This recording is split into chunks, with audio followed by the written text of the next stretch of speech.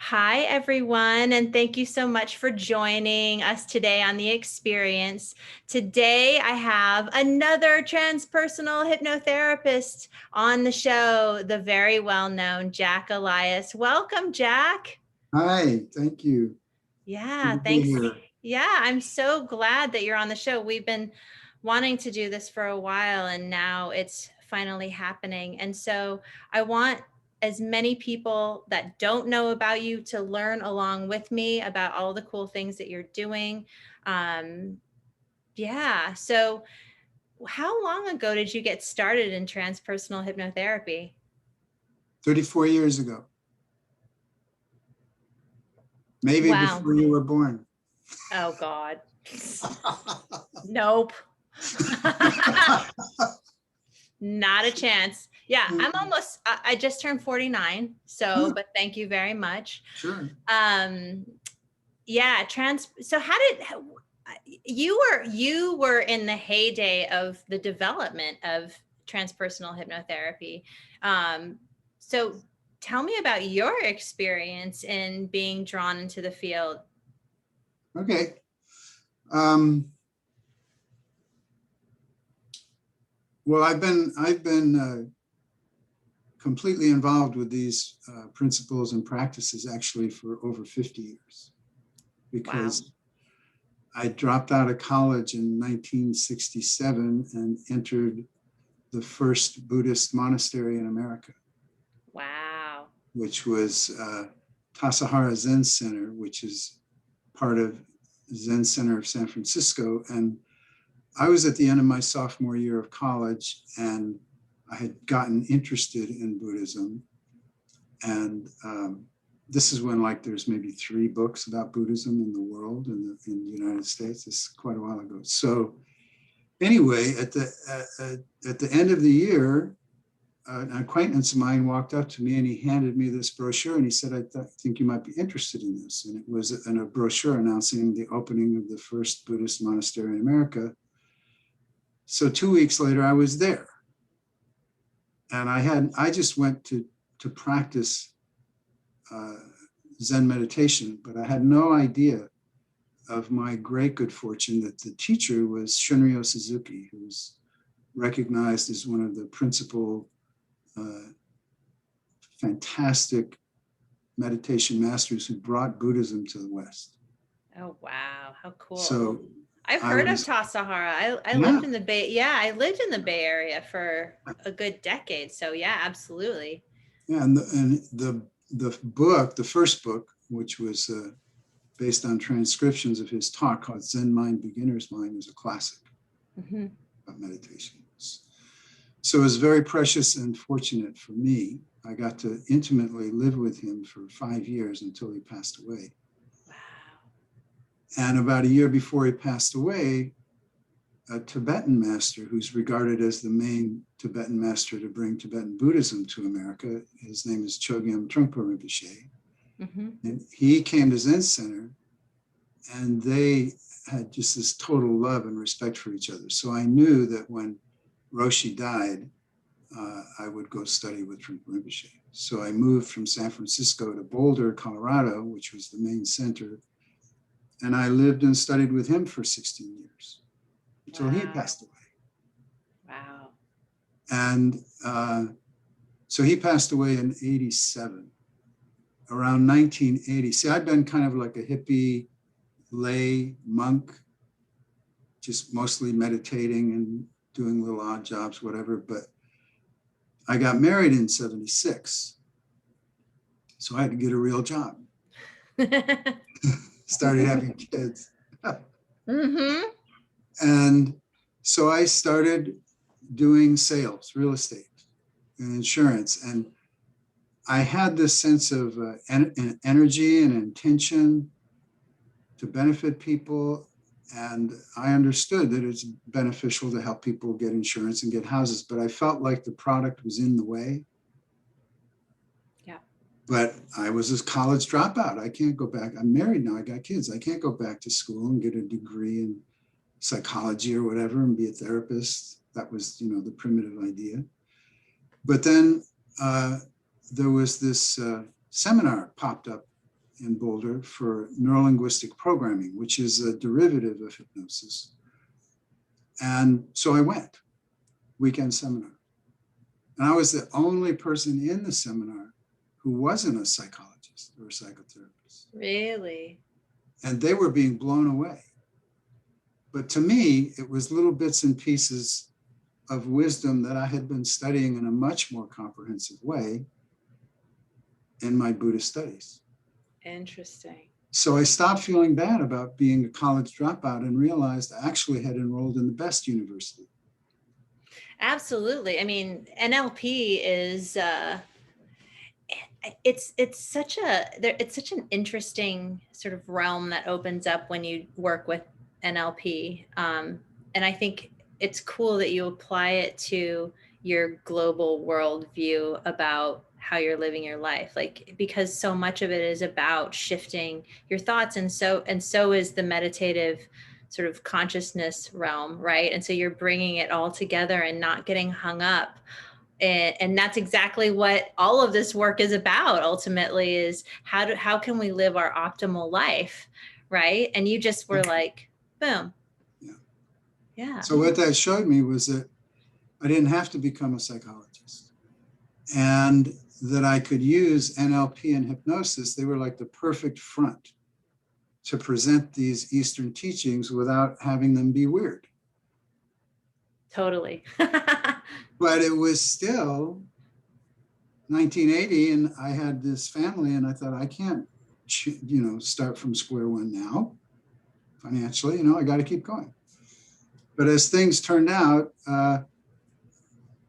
in 86, my oldest child, who was 10 at the time, my daughter Sarah, was diagnosed with terminal illness, pulmonary hypertension, which closing off of the blood vessels of the lungs, put on oxygen 24/7. We were told to move to sea level, moved to Orcas Island in Washington State.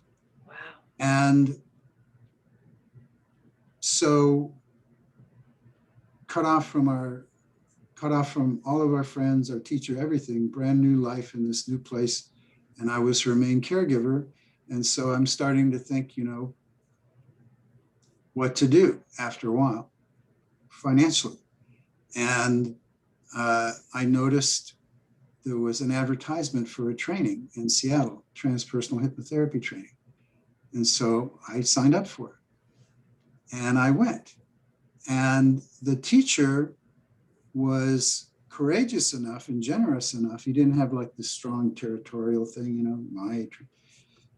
he quickly saw that I had a lot to offer. So he had me start teaching with him in the class.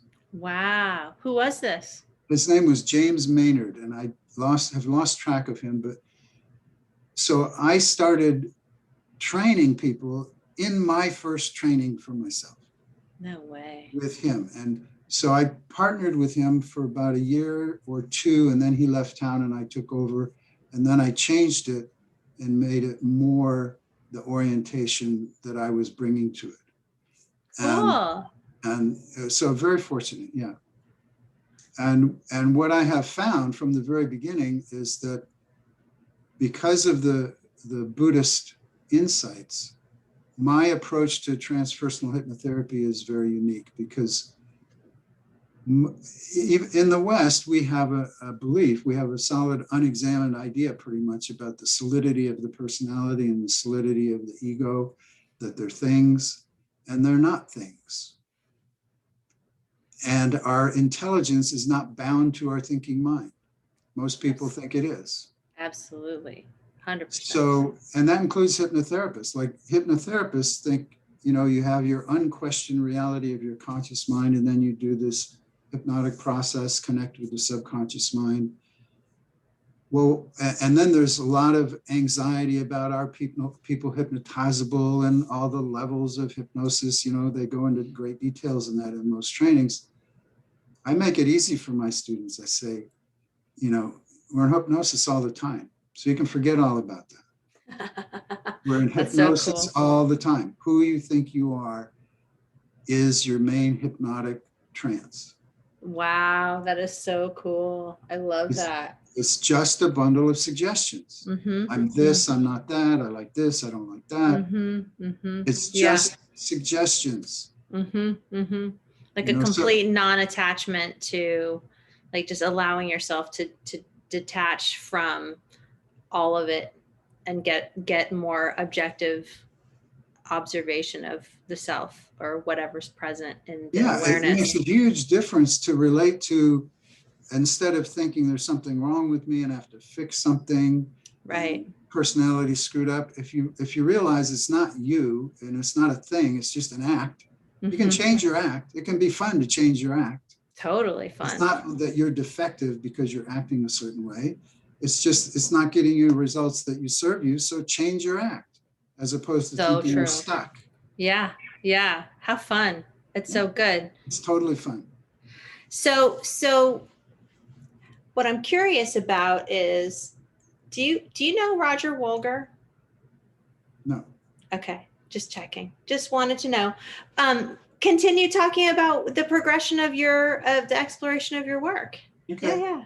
So along this line about not understand, because I was totally immersed in this stuff, so I didn't have perspective on how unique it was. Like when I was presenting my first training, and there was some PhD psychologists coming, and there was an old-time hypnotist coming, been in the business 40 years, and I'm thinking, oh, they're going to be bored. They're going to think I don't know what I'm doing. You know, that never happened. Wow.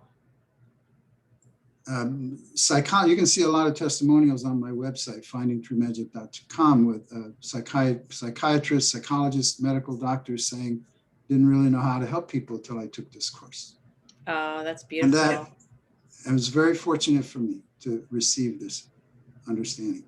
And the guy who is a 40-year hypnotist, on the first break, he came up to me with tears in his eyes and said, I've been looking for this all my life. Oh, So, wow. so that woke me up to how precious and rare what I had been taking for granted really was.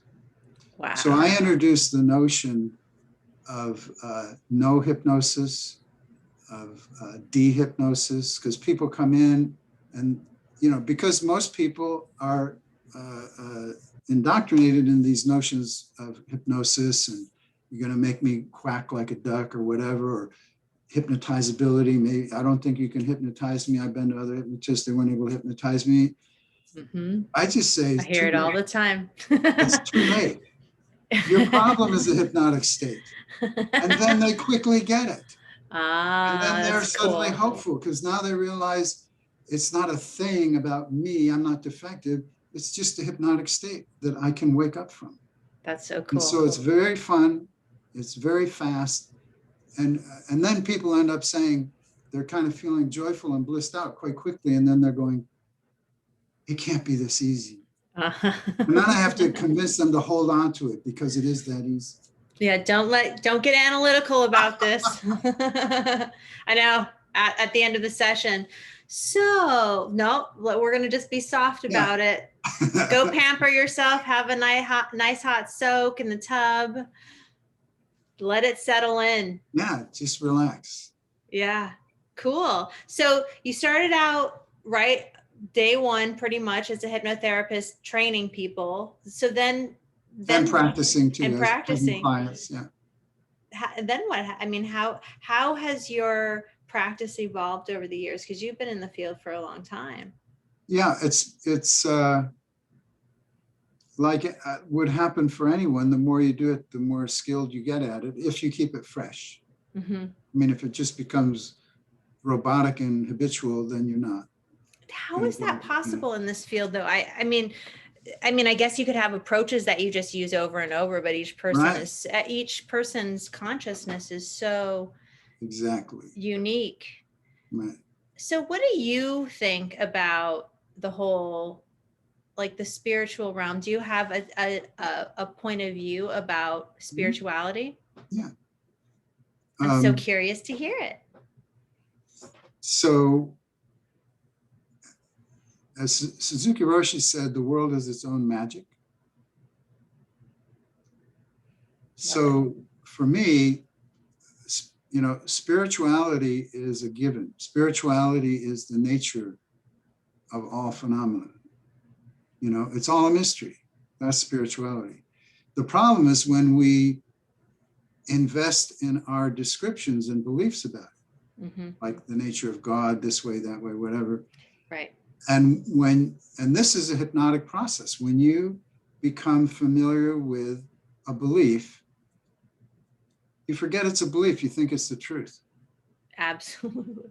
Which is why you can have Christians and Muslims and Jews and whatever, all thinking it's justified to kill each other because you don't believe correctly in the real God. My belief is the truth. Your belief is a false belief. But they're all just beliefs. Totally. It's tragic. It's tragic. Yeah, I agree. Well, and I personally have experienced relationship dynamics that have fallen apart. I won't name any names, but people who are not willing to be in me or my family's life, family members basically, that are like, you're not willing to believe the same way that we are, and therefore what you're believing is evil. Right. And it's, I'm curious if you feel like there's evolution, because what you're talking about to me is the higher human, like it's where we can go. That's where our potential lies as a species. And I'm curious if you feel like we as a human collective are making progress. Well, it might be too early to tell. Mm-hmm. Like it might not be in our lifetime, in other words, right? Oh, definitely not in our lifetime. I agree. The thing about that question is that in the Buddhist orientation, which is not a religion, Buddhism is not based on belief. It's based on scientific verification, direct testing, and experience. Mm. And that's how I do my therapy and my training. I keep repeating to people, I'm not trying to indoctrinate you into a belief. I'm inviting you to examine the nature of your consciousness and the nature of your experience. Everything operates according to the laws of cause and effect. Right. Which is simple. Truly client-centered. To have an agenda in a belief, based in a belief, is not client-centered. No, and they're not being client-centered to the degree that they're holding on to a belief, because it limits them from being awake. Right, they themselves, right. Like, but that's our job, right? To give them an opportunity to see beyond the belief. Yeah. Help them wake up. Yeah. I just had a client yesterday who said, I can't stop beating myself up. And I explore, what do you mean by that? Like, first of all, can't stop beating yourself up means you have no willpower and there's no alternative. So what bad thing would happen if you stop beating yourself up? So now she's got to shift her focus. Mm-hmm. And then I said, and you're kind to friends. She had total conviction, and it's true. She's very kind to people. A lot of people love her as a friend. And I said, well, they're human beings, right? So you know how to be kind to human beings without question, right? Yeah. And you're a human being, right? So you could be kind to this human being the same way you're kind to those human beings. And she said, well, when you put it that way, it's ridiculous. I noticed that a lot. Exactly. Get rid of the ridiculous self-limiting thoughts. Yeah, it's interesting. I do see people who, pleasers, who are so comfortable giving. And I know there's a cultural program, a societal program where it's better to give than to receive. But I also, I guess this is a belief of my own, but if you're not able to receive, doesn't it seem like there's not a balanced way of engaging? So when I'm married, and so when I'm able to receive a hug from my husband, but what if he's not willing to receive a hug from me? That creates a sense of imbalance. So him being able to receive, me being able to receive, me being able to give, and vice versa in the flow of life is so, I feel, important to holism, to being a whole person. Yeah, absolutely. Absolutely. Yeah. That's so cool. So she was like, oh, it seems ridiculous. Yeah, she got it. Oh, that's fantastic. And that's how fast it can be, you Yeah, know? because it's all just fluff. Yeah. I think that is what's so cool about it's all just fluff. Have you heard of Melissa Tears? Yeah, she's a hypnotherapist. Yeah. Yeah, yeah. She has she swears like a truck driver, and she'll go, this shit is all made up anyway. That's her way of putting it. And it's so true. And I think that's part of what is beautiful that's happening to our understanding of consciousness. It's starting to permeate the culture and the collective in terms of how we work with it, that it's not some thing that's separate from ourselves. It's a participation we can engage in. It's a deepening into our awareness and connection that we can choose to be involved with every minute of every day. And I think there's been this real compartmentalization um, of people. Like, people have always put themselves into these little boxes, and through our like this the work that's happening with like Bruce Lipton and Joe Dispenza, just the people who are having scientific work that's going on, and one what you're talking about too, the spirit sciences.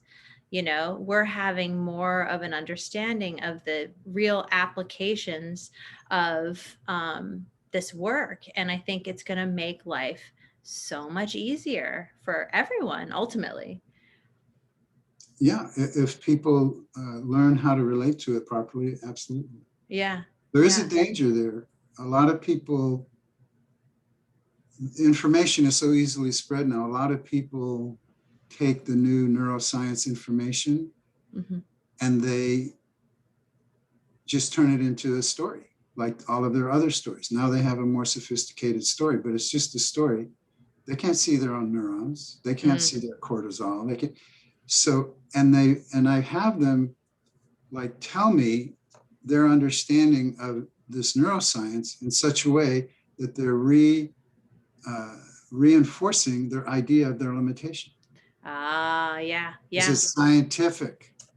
Yeah. Well, that's hilarious when that happens. And I don't know about you, but I don't just work with anyone. I think people that I work with have to be ready for this deeper work, cuz and I'm not always good at vetting people and their Huh? readiness.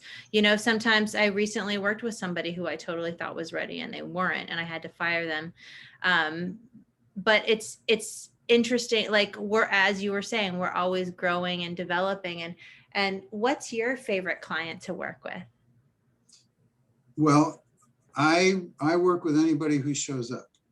I figure if they show up, they're Show ready. up in the To office? see me, then they're Uh-huh. ready. Oh, that's And cool. Uh-huh. and what I start out with people is the very simple, straightforward, but challenging contemplation, which is, I might say, you think, right? Let's just make sure. I don't want to assume anything. You've been thinking a long time, right? And they go, yeah. And I say, well, then, so this will be an easy question. What do thoughts refer to? Am I answering? Or... You can answer if you want. Oh, yeah. What do thoughts refer to? Because I assume you've been thinking a long time too. All kinds of things. Like what? Okay, I have to think like a client. Uh, What do thoughts refer to? You could just think like a philosopher. It's this question yeah, thoughts in any context. What do create, thoughts think about? yeah, What do they refer to? about life, about how things work, how I do things, what's But, happening.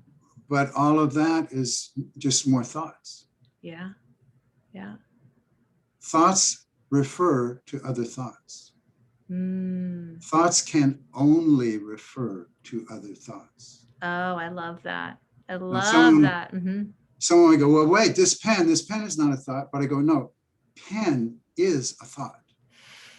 This is not a pen. It's a coming together of all different kinds of substances put together with our knowledge of functionality to have it right. That doesn't make it a pen. It's just a coming together of skillful means. This is not a pen to an elephant or a cat. Pen is a concept. It's a thought. I love Thoughts it. can only refer to other thoughts, Yeah. which means it's impossible to think about yourself. And they're not referring to feelings. You can only think about thoughts of self. Right. And you're not a thought. So you're coming here. All of your problems belong to who you think you are. They don't belong to you. You're just hypnotized into merging with that idea of who you are. We don't have to figure out all those problems and solve all those problems. We just have to have you wake up that that's not you. It's just thoughts about other thoughts. And it can be just like that. Do you find certain people are really attached to their thoughts of themselves? Well, everybody, that's hypnosis. We are indoctrinated. Most of the really ingrained habitual patterns are put in place in childhood. Yes. Okay.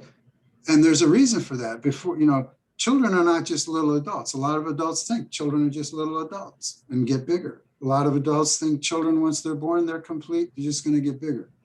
Children. L. Ron Hubbard thought that. Oh my God. Don't go there.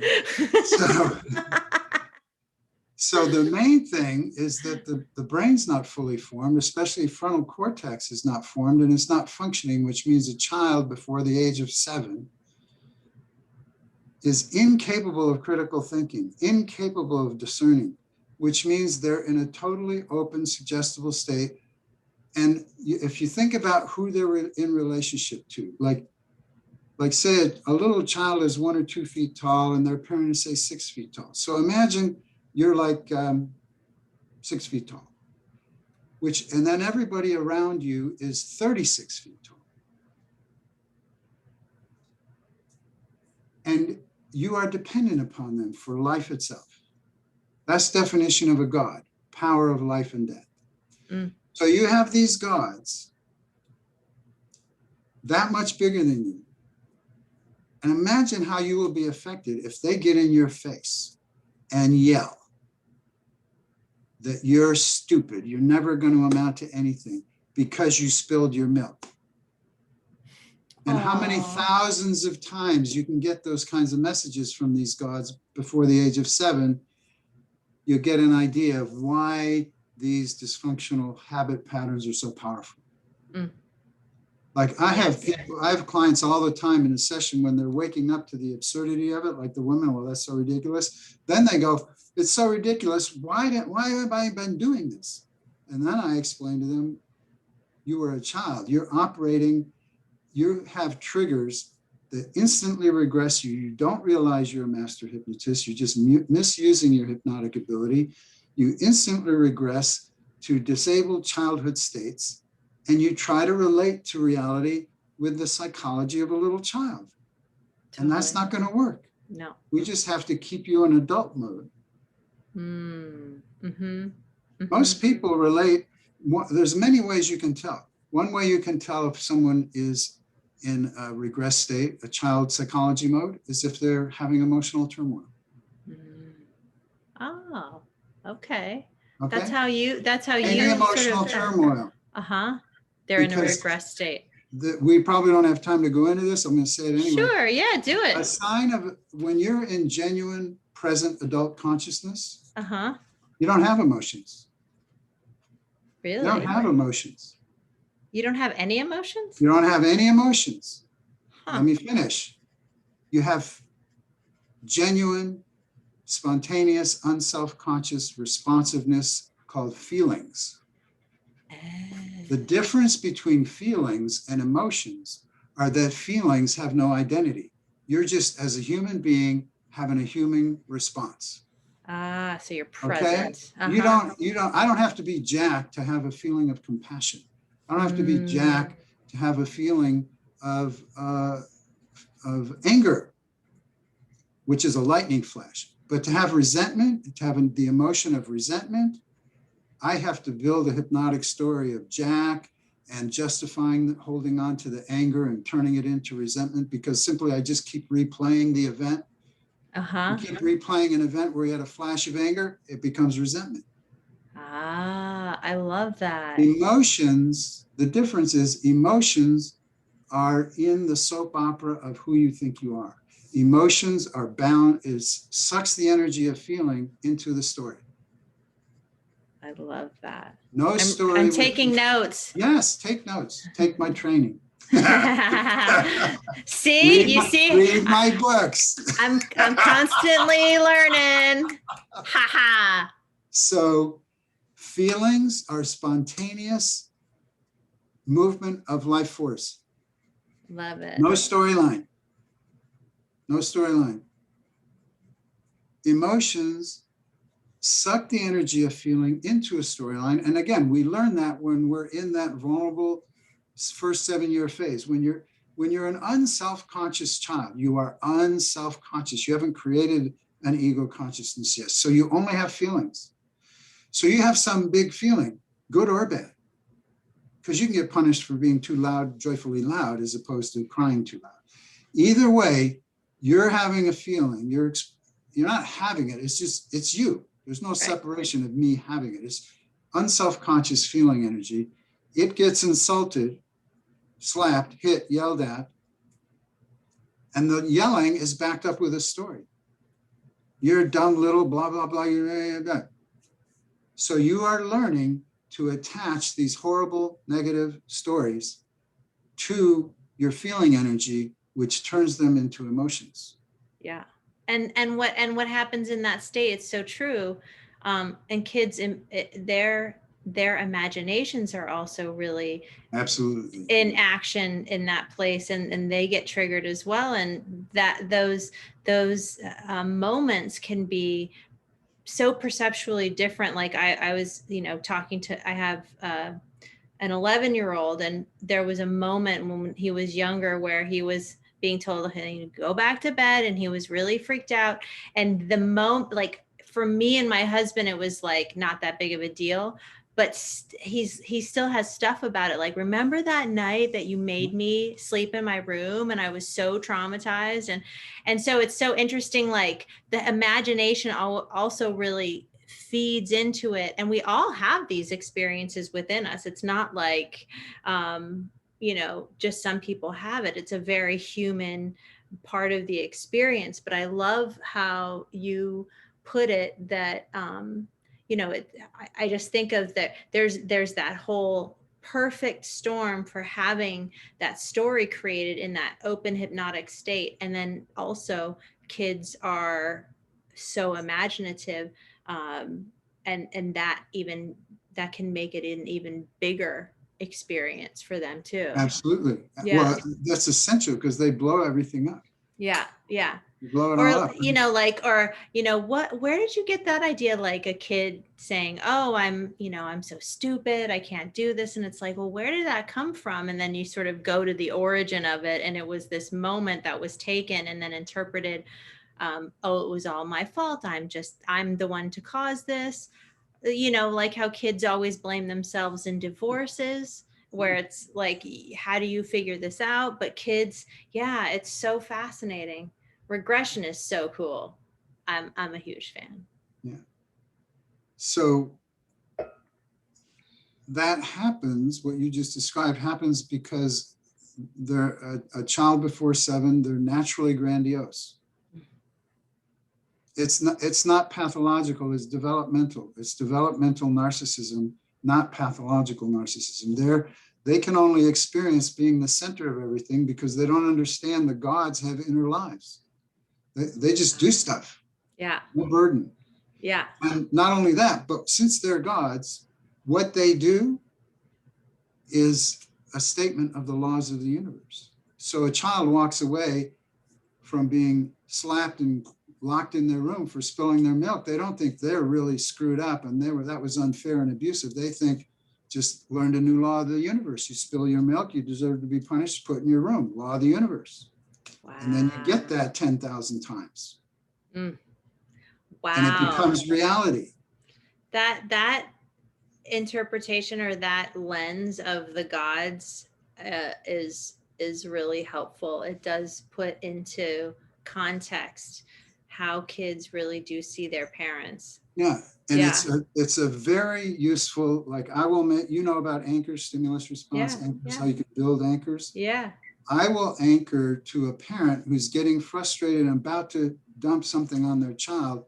I will have that intensity trigger them to think, you know, how would I want a 36-foot tall person to speak to me right now if I were doing that? That's amazing. Yeah, Would I yeah, want someone 36 feet tall who could pick me up and throw me across the street against that house over there? Would I want to be talked to by an angry giant like that? yeah. Oh, Would that's that so help me learn good. the lesson, or would that just traumatize me?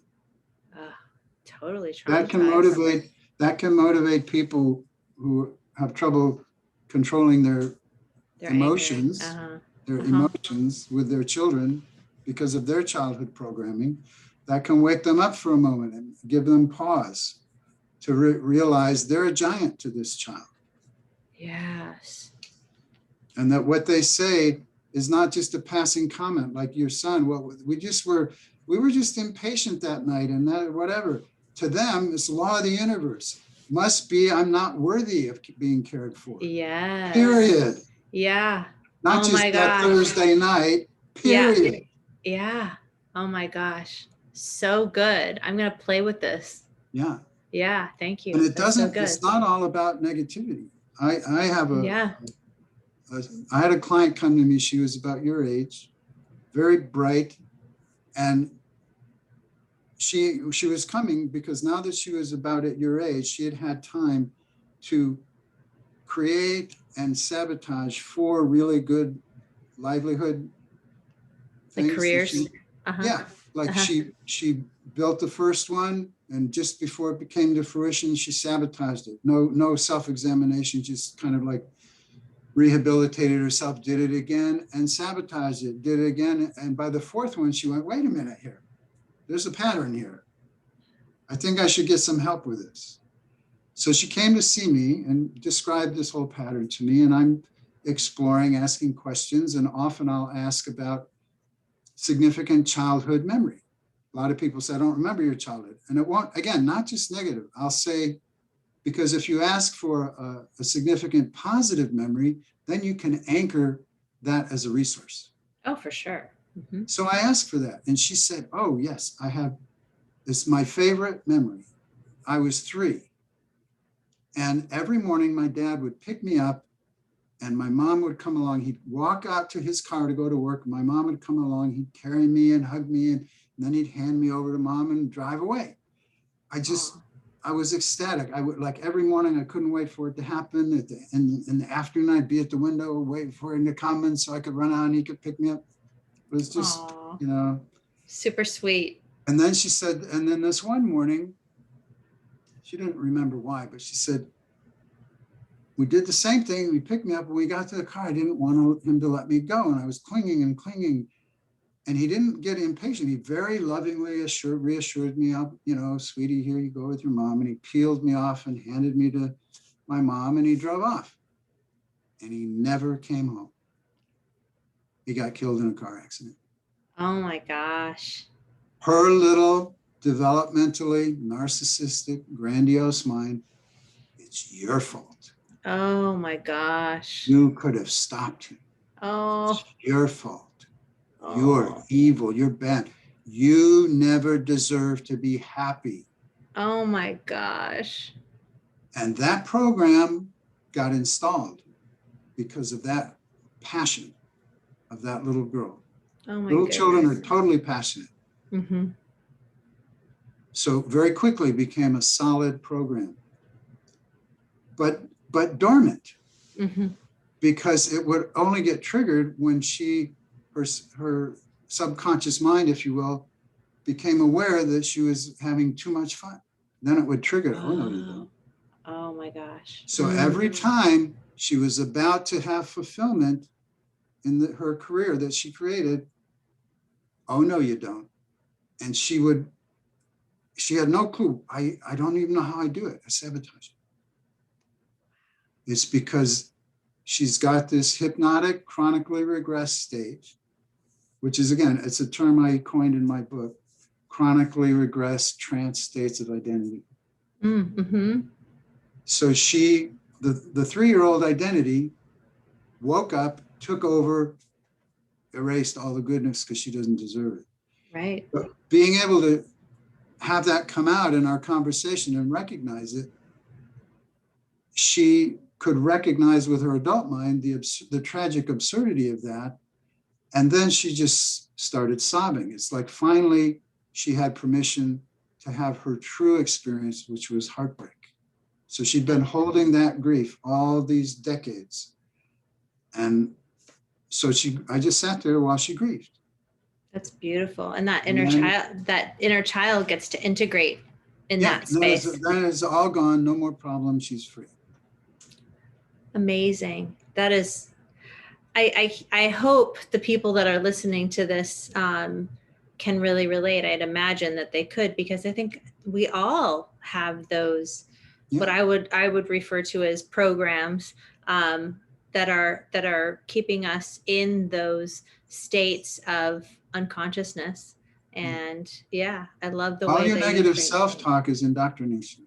Totally. It's all, none of it's true. It's all indoctrination. Totally not true. It's just opinions. Yeah.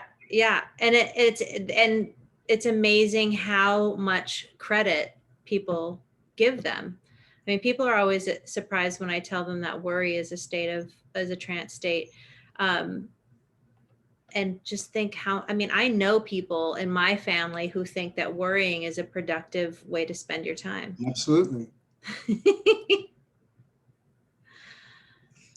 So I like to extract what is beneficial. Yeah. And the thing that's always beneficial is if you understand that there's only activity. There's only activity. There are no things. Okay. Again, back to the thing, the pen. Mm-hmm. It's not a thing. It's like millions and millions of little atoms swirling around, and it's all activity. And now we know it's not even atoms. It's just energy. We used to think atoms were a solid thing. Uh-huh. There's no solid things. There's just activity, energy moving and vibrating. Totally.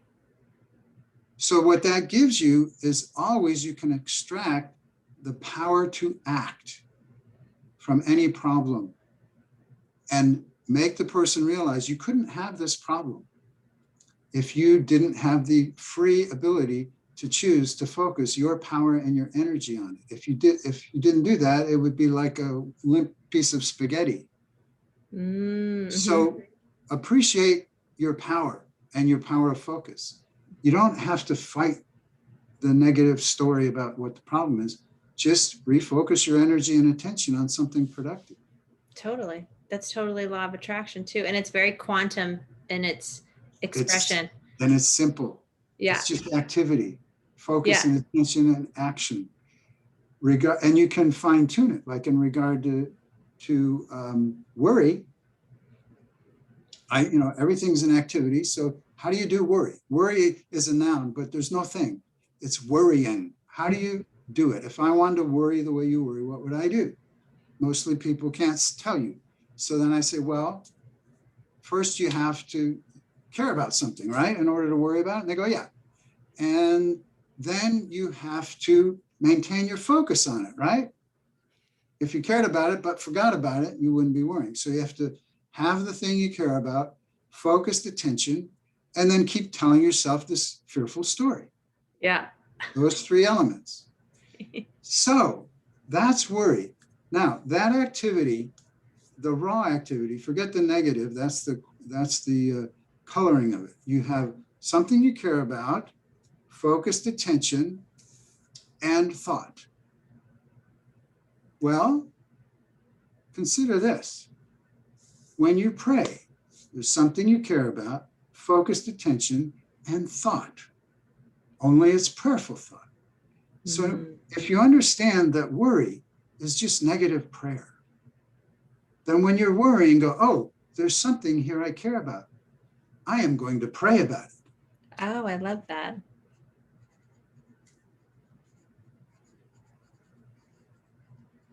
And in that way, people in an instant realize Worrying is not a problem. It's like your friend. It's like reminding you, hey, you want to pray about this. Same activity. So you can't say, oh, I can't do that. It's the same activity, just different content. Beautiful. It's a reframe. So what's your favorite kind of, do you do any spiritual hypnosis? Any spiritual? It's all spiritual. Well, It's all okay. spiritual. So do you do like past life stuff, spirit Oh, realm yeah. stuff? Oh, Yeah. that's- Yeah. Oh, cool. What's your favorite kind of, I mean, you probably love it all, but is there a certain kind of work that you love more than others? Well, the main thing is that I focus on is kind of the panoramic immediate view, which is you're not deciding to be able to see me right now. You're not deciding to be able to hear me. You're not deciding to be able to think, digest your food, or could go on forever. It's all a gift. So the essential spiritual orientation is to recognize moment by moment, you are being given the gift of life and conscious intelligence. That's so beautiful.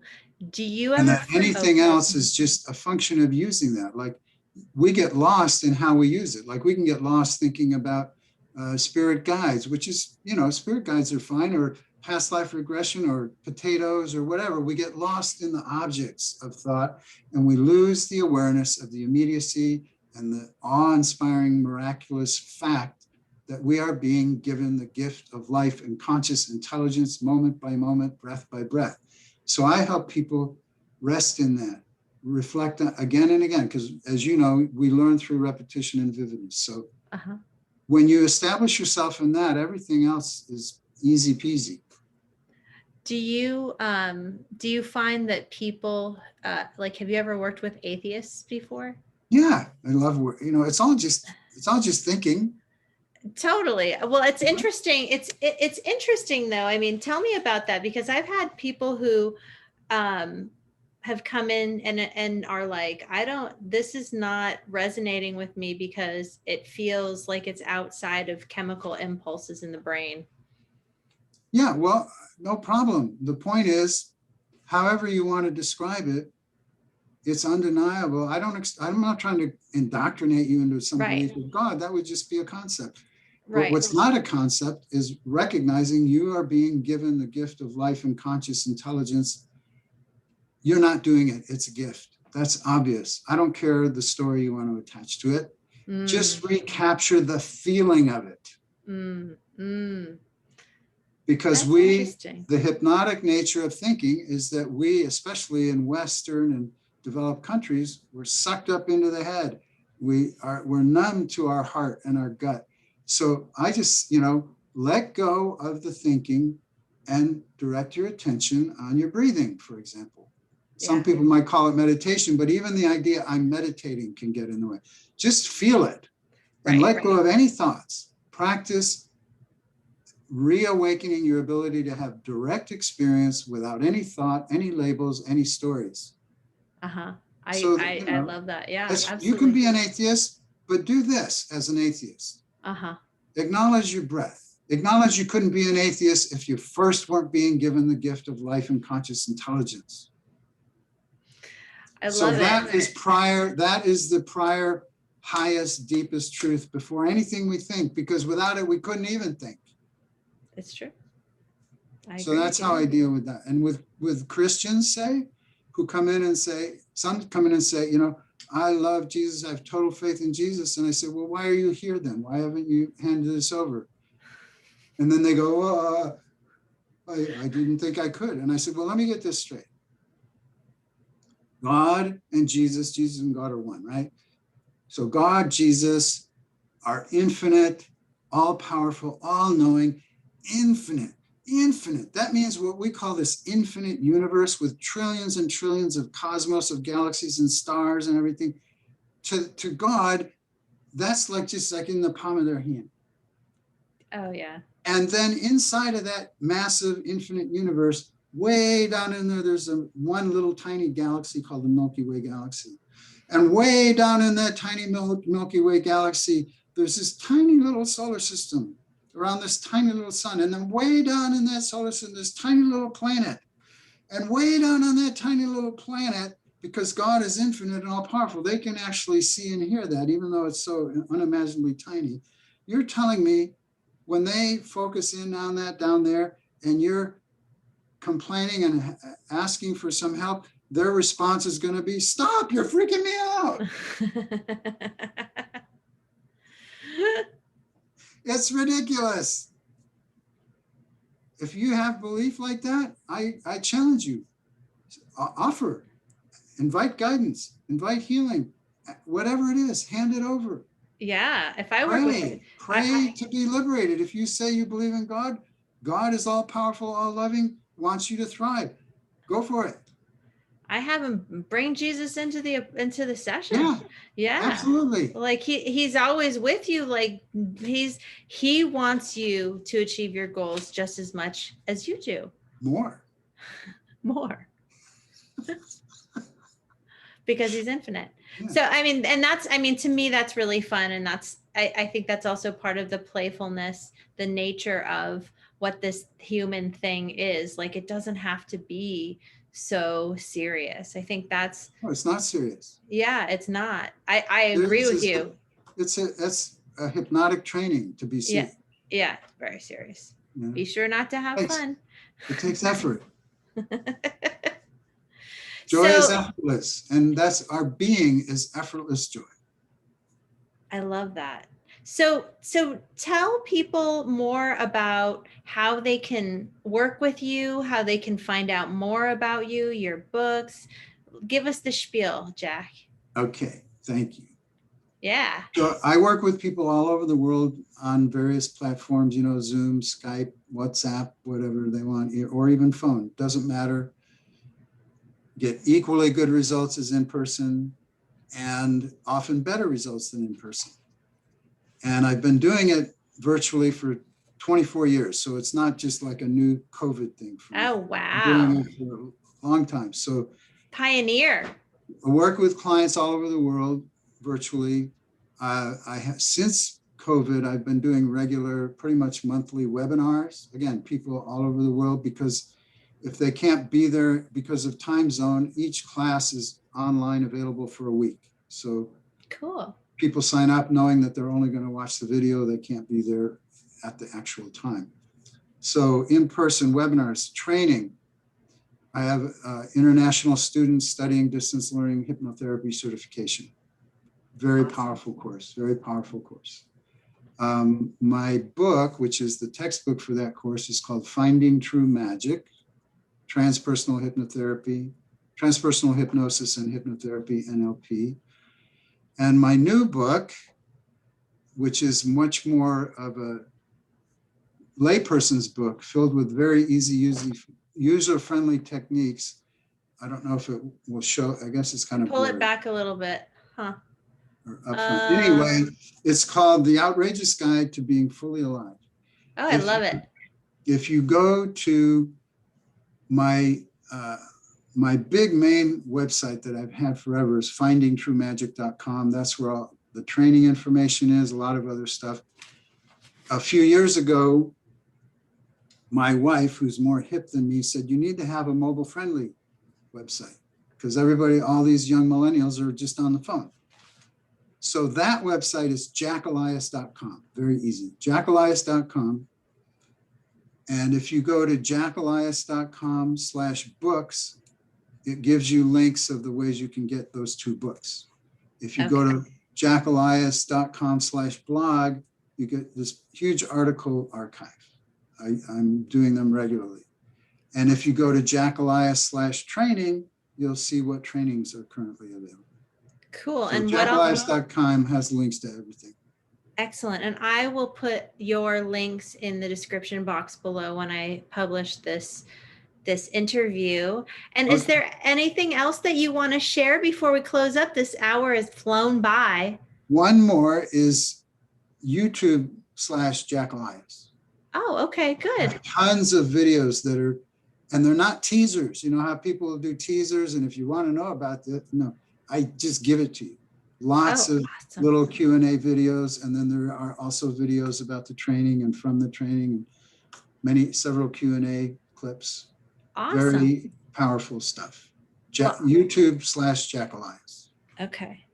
And I'm going to have you send that stuff to me just so I make sure that I don't Great, I will. get it wrong. I want to get it right so that people Yes. can find their way to you and get the help that they need, get the support that they need. And I love finding true magic. That's such a, it feels so appropriate. So share, is there anything else that you would like to sort of finish up with before we close? Yeah, I would like to remind people that you're not who you think you are. You are a mysterious manifestation of the intelligent life force. You are life itself. We're all manifestations of life itself. Like waves on the ocean is a good metaphor. It doesn't matter what shape the wave is, it's made of water. Doesn't matter what shape you are, you're still pure water. You're still the pure loving energy that's manifesting everything. That's so beautiful. Well, and there you have it, everyone. So in case you were wondering, that is what Jack has to tell you. And I am so glad that you're here to share that. And I'd love to have you on again sometime. And we'll just close it up. I really appreciate you all for tuning in. I hope you enjoyed it. Please put any questions that you may have for Jack or me, or ideas for anything else. Just share it. Be open. Share your heart. And I love it. Thank you so much, Jack. And thank you. Have a wonderful week until we meet again, everyone. Let's say aloha. Aloha. Aloha. Thank you, Jack. Thank you. Bye-bye. Bye.